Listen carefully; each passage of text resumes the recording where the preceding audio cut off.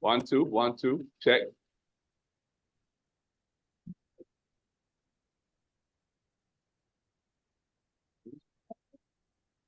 Yeah.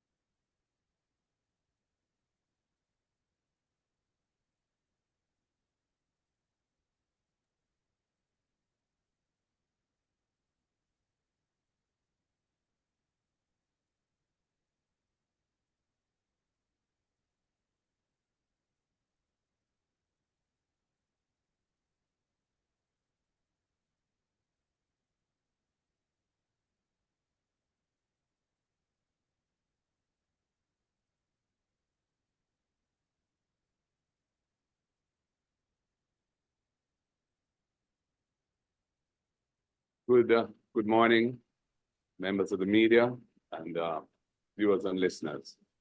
The purpose of this press conference is to discuss issues relating to the constitutional reform process and where it has now reached, which have been in the media over the past week or so.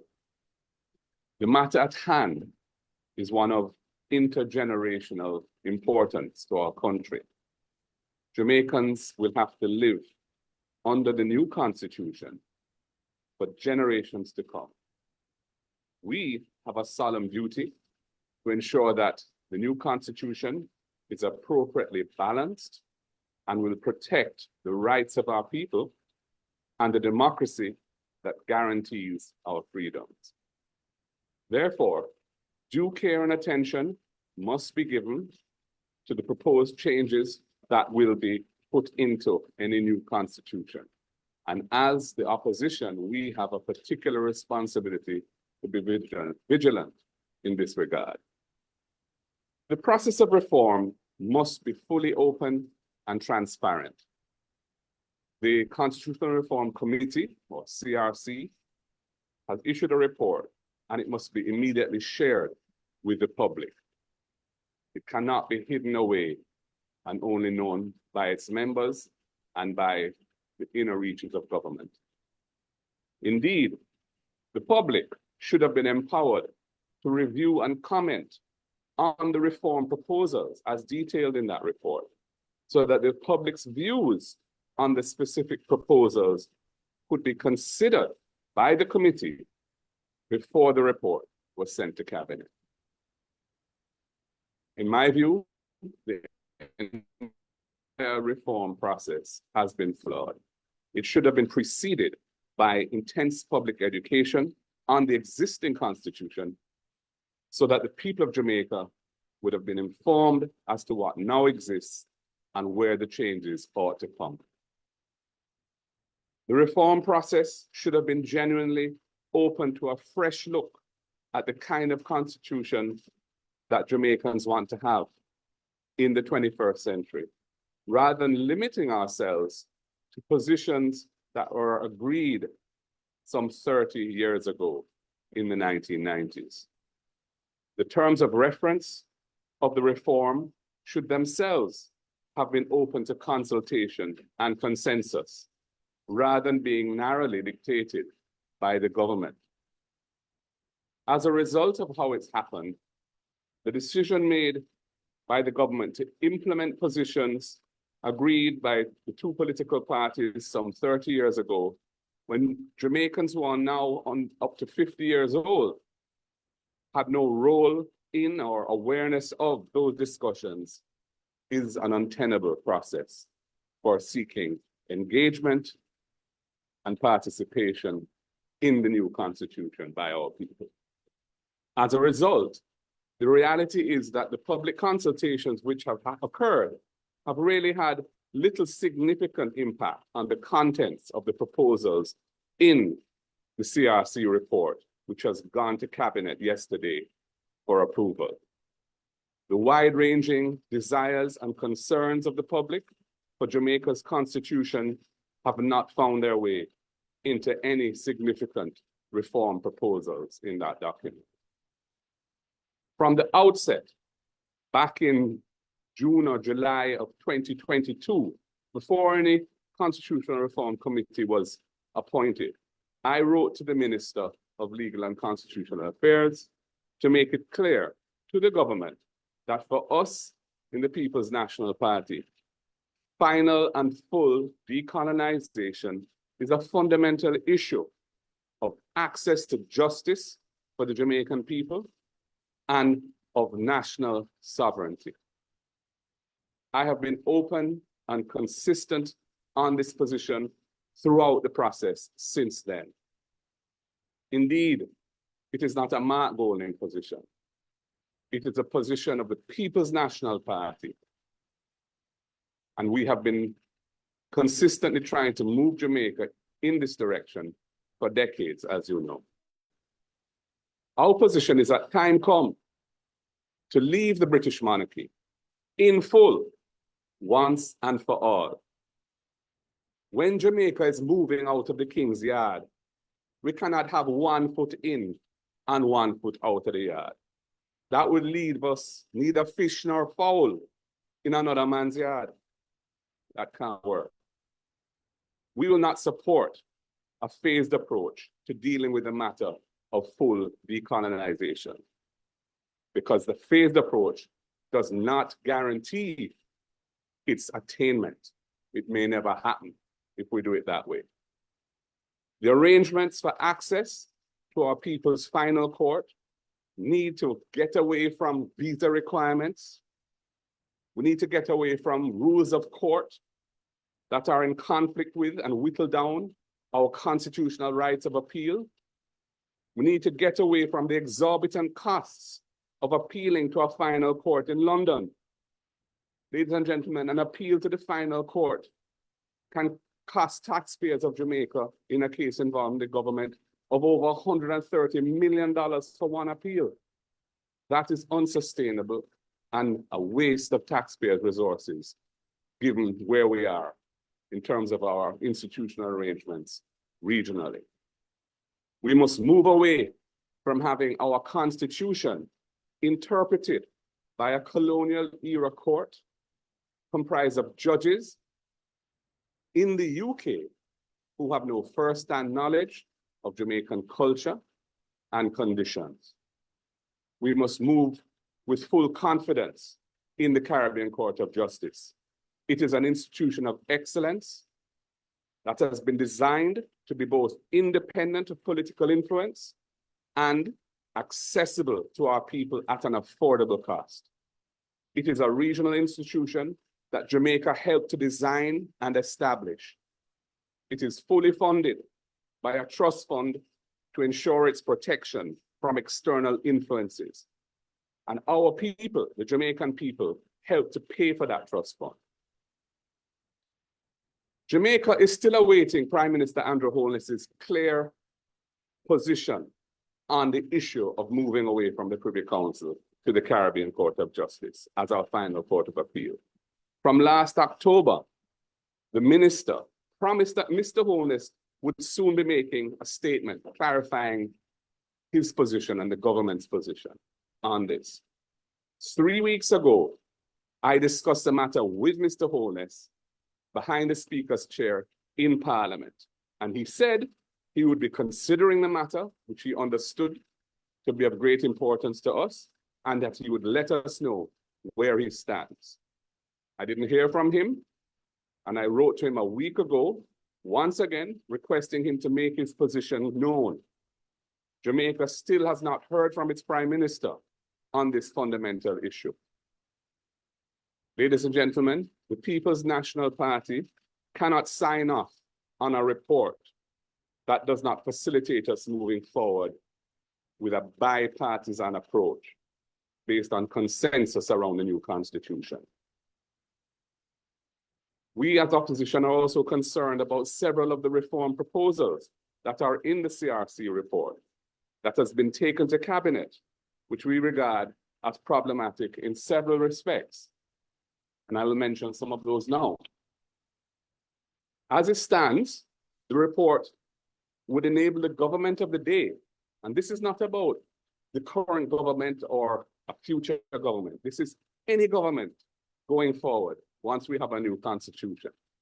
The report would enable the government of the day to use its majority in Parliament to install a president,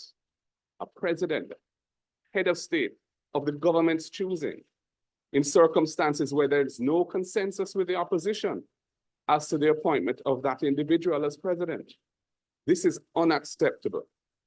The president has important powers, making appointments to sensitive positions within the government and the state, and also ceremonial duties as a figure of national unity. It is vital that the president must be someone who enjoys the trust and confidence of both political parties and the wider public. The report would allow the government of the day to use its majority to extend the life of Parliament beyond 5 years. Again, we do not think any government should have that power on its own. The report does nothing to strengthen accountability within Parliament. It expressly rejects the introduction of an impeachment procedure for parliamentarians whose misconduct brings that office into disrepute. Despite an impeachment bill having been developed and tabled in Parliament by the Bruce Golding government, although they never passed it at the time, despite the passage of an impeachment bill being an unfulfilled JLP manifesto commitment from 2016, and despite an updated impeachment bill having been tabled by me as leader of the opposition in Parliament in 2021. Despite these things, the report is saying there should be no impeachment procedure in the new constitution. The report also does nothing to end majority party control of important parliamentary committees, which should be for providing checks and balances to hold the government to account for its conduct of the nation's business, but as it stands today, are dominated by the government side. As it stands today, most of these committees are controlled and managed by government MPs, with the opposition only having a very small presence and not appointing the chairman. This report does nothing about that. The report also does not deal with long-standing issues of concern to important stakeholders. The desire for engagement and participation by Jamaicans in the diaspora who support our country's national development in critical ways, financially and otherwise. It does nothing to recognize the rights of indigenous groups such as the Maroons and the Rastafari community. These things have not been addressed in the report, despite being matters of real concern to many Jamaicans. Ladies and gentlemen, the rush to take this report to cabinet without allowing the committee to deliberate on these important issues raised by the opposition in my comments sent last week Friday via Minister Hilton to the minister who co-chairs that committee shows that the government has no genuine desire to achieve consensus on the contents of the new constitution. As can be expected, the government is now seeking to shift blame to us as the opposition for the government's failure to engage authentically with the opposition to identify a common pathway forward. public should not be hoodwinked by what is being said in the media today. We have been responsible. We have sought to participate genuinely in the process. We have very real concerns about some of the contents of the report, and we have a fundamental issue, which is at the core of our party's philosophy, which needs to be addressed. And we need to hear from the Prime Minister if we're to move forward together. As I have said, this matter will govern generations to come. And we must allow and follow our conscience and do what we believe to be right by the Jamaican people. Thank you, ladies and gentlemen. I will now invite my colleagues to participate. Ladies before them. Thank you very much, Party Leader.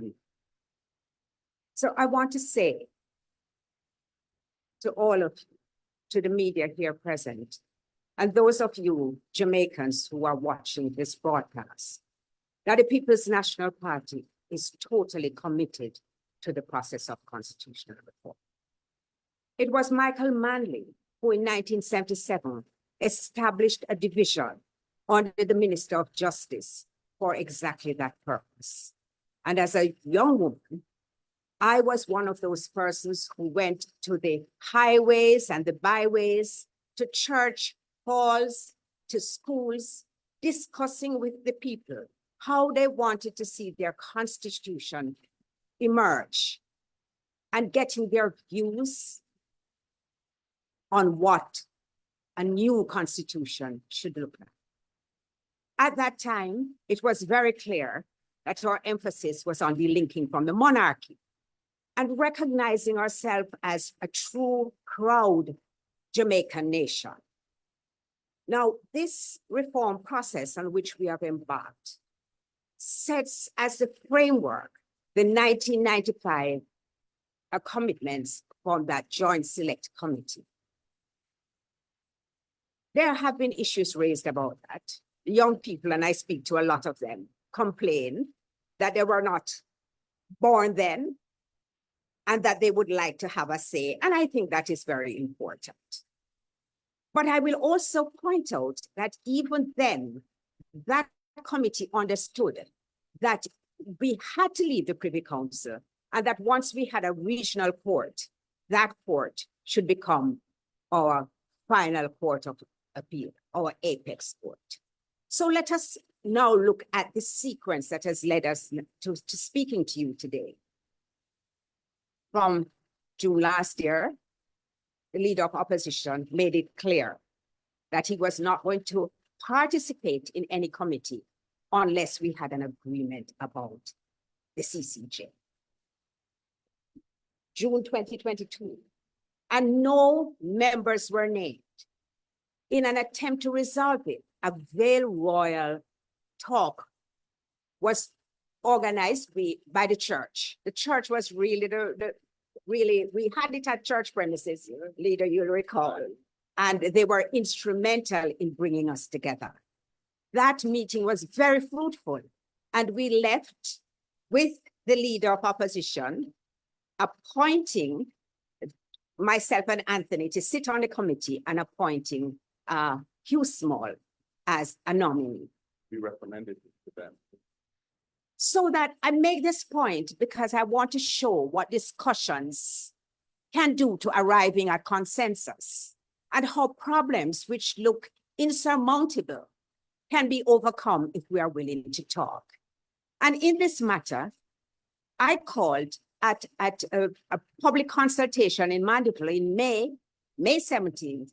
I invited the Jamaica Labour Party, the government, to say what was their opposition to the CCJ and why it was that they wanted to remain with the Privy Council. And that is important. On October 3rd, when the minister addressed Parliament, she acknowledged the challenges in remaining as part of a court where you had to get a visa to attend. She said it was untenable, and she committed that the Prime Minister would have spoken to the nation on October 30. That has not happened. At the CRC, we have maintained that for us, the inclusion of the CCJ in this first phase is non-negotiable. And for the people of the country, it appears as though it is also non-negotiable, because a recent poll has shown that 58.9% of the people also want the CCJ as their final court of appeal. Now, the leader of opposition has had dialogue behind the Speaker's chair with the Prime Minister, and he has acknowledged the view that it is important to the opposition that we discuss the CCJ. But nothing has happened. And my consistent request is, let's talk about it. Let Jamaica understand why it is that you are so fixed in that position that you don't want to even talk about the CCJ, which has been in existence for 20 years. It has an excellent reputation. Its judgments have withstood all kinds of scrutiny. There has been no allegation of any impropriety on any part of any judge.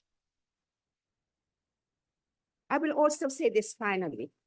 You know, you put me before a mic and you don't give me a time limit and it becomes a bit problematic, Anthony. But I will also say this.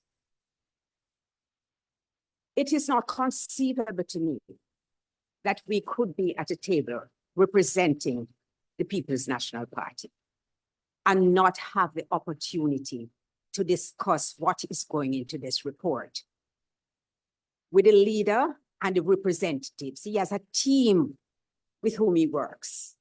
And I made it very clear when I saw that we were supposed to sign off on the draft report from April 10th. I made it very clear that we do not function like this, and that our team would have to look at the report, scrutinize it, and approve it in order for us to sign. That to me is how it should be. And indeed, in my view, this report, which has gone to cabinet, should have been widely distributed so that the country can see what it is recommending, because it is supposed to be the consultations with the people which has led to the drafting of this report. It is their document in the very same way the Constitution of a Republic of Jamaica should be a document for the people. It is the people who will have to vote to make it become a reality. Thank you. I'll be brief because much has been said, which is simply that we had to consult before the document was signed off. That was made very, very clear. Now, the timing of that had to do with the dynamics of how the negotiations go. We had the meetings. I kept the committee informed that the leader and the party wanted to know what was in this final document or near final document. In fact, what we thought was the final document, changes were made to it so that the final document was shown to the leader on Thursday last week and to the party to have some kind of viewing of what was in it. It is being put about that we did not sign simply because the leader instructed us not to sign. We could not sign because we knew some of the positions in the document were contrary to long-standing PNP policy. The matter of the CCJ is a 1-2 matter for us because this has been a long-standing issue. I was involved in the executive of the party when the matter of the freedom, the rights, the Bill of Rights was discussed. The Charter of Rights was discussed. And important concessions were made by the People's National Party, again, in consideration that the CCJ, we could find common ground on the CCJ. And from then, and even before, we've been trying to find this common ground on the CCJ. And it was clear to us, and the minutes of the CRC meetings should be viewed by the public, because those minutes will make very clear our consistent argument that we believe with dialogue, we may be able to find a solution to this problem. And therefore, as I said, one hand can't clap. And there was no other hand given to us in the CRC. And therefore, we knew we had issues. There are other issues, like impeachment provision, that I knew were concern, fundamental concern to the party, and that we couldn't sign it just so. So what is being interpreted, simply the matter was, we are saying we participated in good faith. We couldn't sign off because there are issues remaining to be resolved, and that the party must have its say on the document before we're able to sign it. Right. We're not able to do that. Thank you. Okay, so Da- we'll now Donna. open the floor for questions. If you have, please indicate the newsroom you represent, say your name, and then proceed with your question.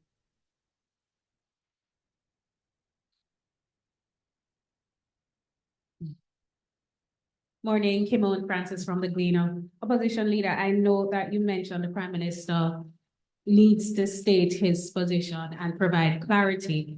I know back a few, let me not give a timeline, but in the past, he has said that he wants a referendum to establish whether Jamaica should have the CCJ as its final apex court versus the Privy Council. What is the opposition's position on a referendum? Our position on a referendum, and this is a long-standing position, is that the choice of the final court is really not suitable to be put to a referendum process. Not one country that was in the British Empire, as it then was, and moved away from the Privy Council to establishing another final court has done so by a process that involved a referendum. None. And those that have a constitution that requires a referendum and that have tried it have found that the entire process has become fraught with politics. The issues have become very messy and politicized, and it has been an unsatisfactory process that has not led to the result that was intended. In our constitution from 1962, the Privy Council is not an entrenched provision. And it was always contemplated that Jamaica would evolve away from the Privy Council. That is why it's not an entrenched provision. The Privy Council has said, based on their interpretation of the Constitution, that whatever replaces the Privy Council must be entrenched. And it must be entrenched in the same way as the Supreme Court in Jamaica and the Court of Appeal. That does not require a referendum, because the entrenchment of the Supreme Court and the Court of Appeal in Jamaica is achieved by requiring 2/3 majority vote in both houses to change it. And that is a process that should be followed to establish the CCJ. In our view, this should be one unitary exercise. The legislation should contemplate the CCJ's adoption by the necessary majorities in both houses of Parliament, and the issue of the Constitution as a whole, including removal of the monarchy, establishment of a Jamaican president, and so on, would go on for approval by referendum. That is what we would like to see. The Prime Minister has indicated to me that he would be considering this matter. We haven't heard from him. The Minister of Legal and Constitutional Affairs last October said he would be speaking to the matter. He hasn't done so. I don't know why he's reluctant to state his position, but we need to know where we're going with this, because as has been said, this is a matter which for us is fundamental. Yeah. I thank you very much for that question. And I would like to raise an issue as a member of the CRC. You see how the work is phased, and what phase one is supposed to do is that it's supposed to not only, as they say, deal with matters on which there's a consensus, but also deal with matters which under Section 49 of the Constitution require a referendum. If the Prime Minister has said that he wants to do a referendum, something which is not legally required, then why not now? Why not now when we are considering matters which have to go to referendum? I question the reason why this matter would be put for phase 2 if he sincerely feels that it should be a matter which must go to the people and on which they should decide. And I would just add that the phasing of how they've approached this reform is entirely their decision. We were not consulted on that. The terms of reference were not a document that we had any say in. The phasing is not something that we would have approved of, because for us it's illogical and it leads to anomalous results like where we are now. Because it should have been understood from day one, because it was fully known to them that this issue of the final court and full decolonization had to be addressed up front. And it hasn't been. Siobhan Campbell, Nationwide News. I have a few questions, but I would like to follow up on Kimon's regarding the matter of the CCJ. As you pointed out today, there is no political consensus on that issue whatsoever. So bringing it to the parliament seems almost pointless. So why not go directly to the Jamaican people in a referendum at a later date, rather than twinning it with other issues that you may have consensus at, which will inevitably end up in the entire thing not going through, as you have pointed out, saying it would end up being a contentious issue at a ballot? Well, the process of removing the Privy Council and installing the CCJ as our final court has to be done by Parliament. It has to go to Parliament. It can't be done by a referendum that bypasses Parliament. That would violate the Constitution that we have. So that's a simple answer to your question. But wouldn't a referendum at least settle the matter as to, in the eyes of the public and the political directorate, as to what is the direction the country would like to go? Not a poll done by some pollster in some newspaper. As I've said, matters to do with the justice system, the judiciary, are best kept out of the realm of politics. It's not good to infect decisions around the justice system by the political process. Other countries, many other countries have gone through this process, and none of them have done so via a referendum. And for us, the Constitution is clear on the matter as interpreted by the Privy Council itself, and it does not favor a referendum. We may disagree on the point, but that's our position. Okay, my next question. You said here today that the matter of the constitutional reform was flawed from the get-go. You have stated that you would not agree to any reform process that did not include the CCJ up front. But the Minister of Legal and Constitutional Affairs has similarly stated from the get-go that the CCJ matter would not be dealt with upfront, and you still signed on to the Reform Committee by appointing 3 members, including Mr. Hilton and Mrs. Donna Scott-Martin.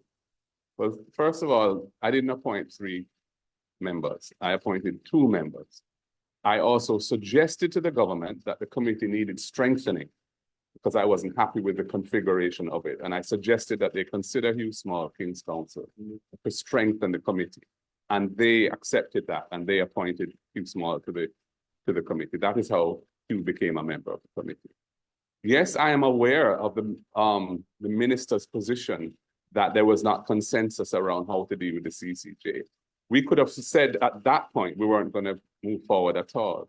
However, we decided that the constitutional reform process is important, and we believe that there was room for further dialogue and achieving consensus around this issue. As I've said, when we've spoken to both in the Vale Royal talks and with the Prime Minister most recently 3 weeks ago, the position put to us is not that, oh no, we're not going to agree with that. It's that, we're considering, we need to talk, we need to think some more about it. And we've said, fine, let us know your position and then we'll know what to do. And that's where it's at. That's where it's at now. And another question regarding the matter of the CRC committee.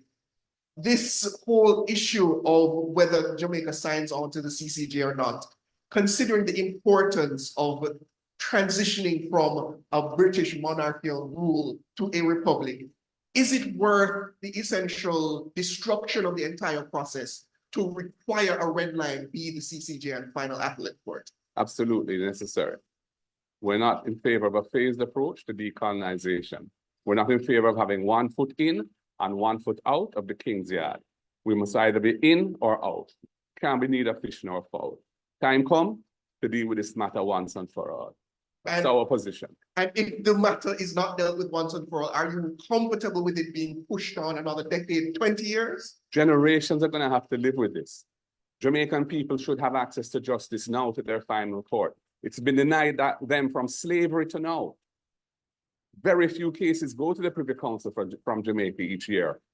A small fraction of appeals that are adjudicated by the Court of Appeal here end up at the Privy Council for the benefit of the learning of the final court. It's an untenable situation, and now they're trying to impose a rule that would allow them to vet whether something which is covered by our Constitution and gives somebody an appeal as of right can in fact have that appeal heard. They want to vet that by one judge looking through and 3 judges deciding whether to proceed with the appeal before it is allowed to actually be heard by the 5-man panel or 5-person panel, which is what the Privy Council normally sits in. So the situation is not tenable to us, and we need to fix it now. And we've given the government, and we've been trying to get them on board for many years with this and decades with it. We acceded to the Charter of Rights on the basis that this would be addressed at the time. They haven't fulfilled on that side of the bargain. And this is a time when I'm prepared to wait. I want generations to come to have a good constitution. I want generations to come to have access to their final court. Shanique Myrie got justice because of her access to the CCJ. She wasn't a rich person. She couldn't afford to take a case to London, but she got justice. The court came here and heard her case, and Barbados had to pay her damages for having wrongfully excluded her from Barbados. And that is a kind of benefit I want the Jamaican people to have, not just on treaty issues around CARICOM access, but on all issues to do with constitutional rights, commercial disputes, and criminal appeals. Time come for that. And then finally from me, how would you answer charges that, considering the political climate and the closeness of a general election, that this, what many would consider obstinacy, is just a political ploy? The timing is not determined by us. The timing is being pushed by the minister for her own purposes.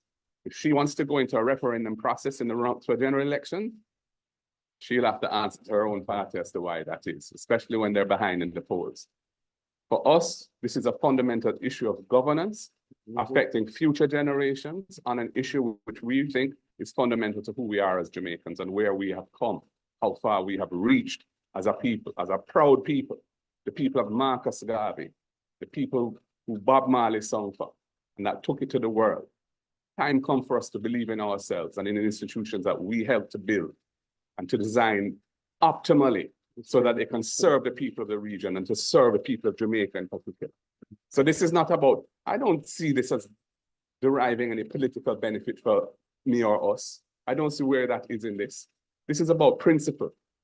And we will stand by principle because the future generations of Jamaica will never forgive us if we don't. Thank you. Kimon here again. I've been able to read through the comments sent to the media yesterday. For clarity, the opposition agrees to a ceremonial president, yes? No. We are prepared to proceed with a president that has a mixed role. The president will have important ceremonial functions. The president will also have very important quasi-executive functions, especially around the issue of appointments to sensitive posts. So we are prepared to proceed on that basis because we want consensus. And although the PNP's position has always been that there should be an executive presidency, the Jamaica Labour Party have never endorsed that.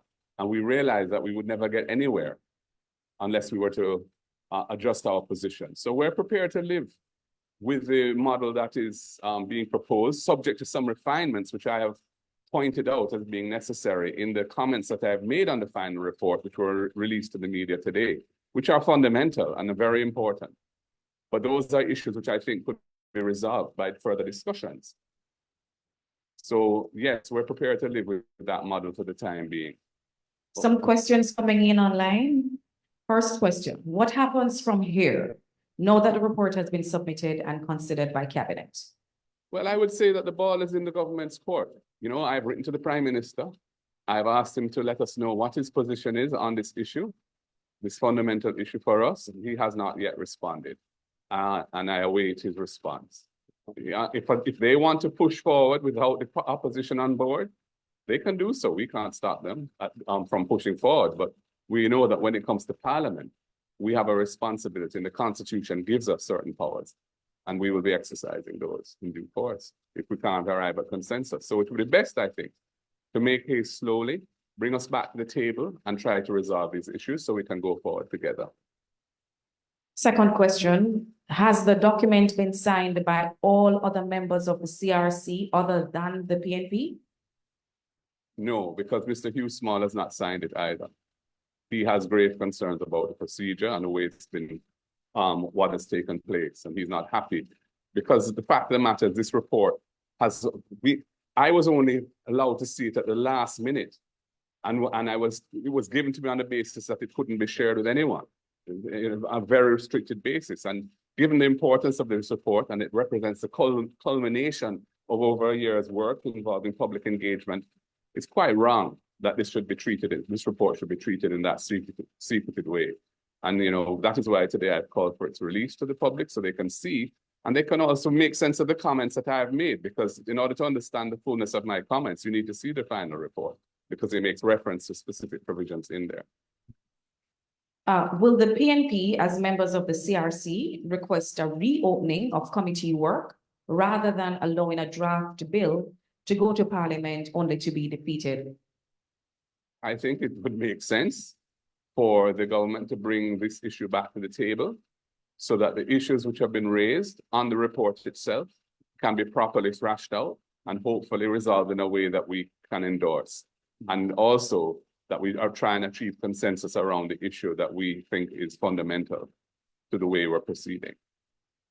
Just a quick follow-up. The matter of dual citizenship as it relates to your recommendations, I just want to get a clear point, a clear understanding from you as to where you stand on the matter of Jamaica transitioning to a republic where we would essentially no longer have the matter of Commonwealth citizens sitting in the Senate or the Parliament, but this matter of dual citizenship, such as people still living in the United States, members of the diaspora. It has gone to court before. It has been a contentious issue for both parties. What do you still support utilizing the diaspora in this manner, as in allowing them to sit in the Parliament or the Senate?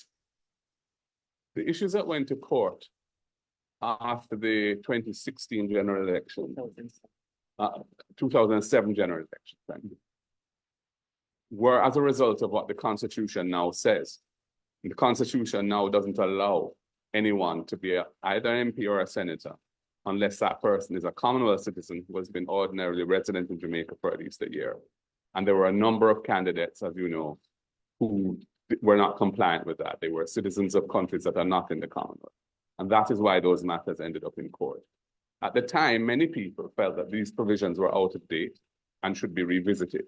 And the committee has revisited them. And I think the committee agrees that the use of the Commonwealth as a yardstick is inappropriate and should be eliminated.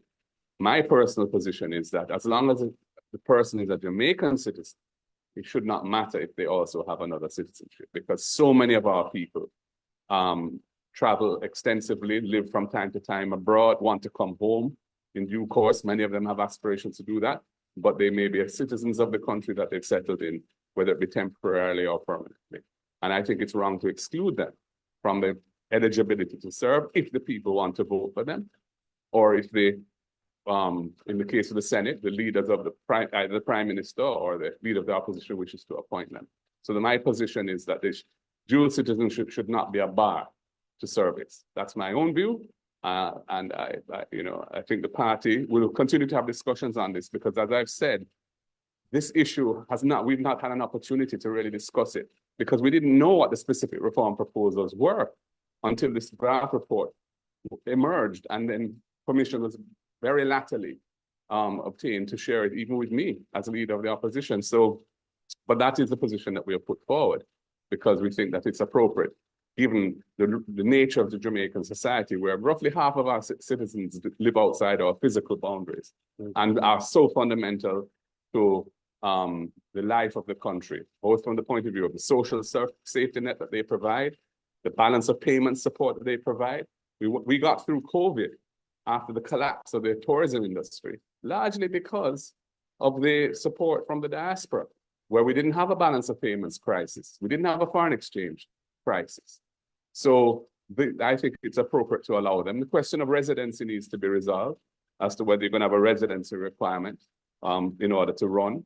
And, you know, the existing provision of 1 year's ordinary residence to be eligible, I think is reasonable.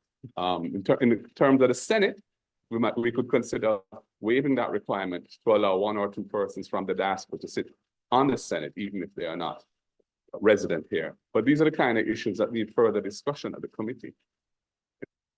That was the final question. Okay. Thank you very much, members of the media. I appreciate this opportunity to have these issues discussed, and I thank you for your attention and for your presence today. Thank you.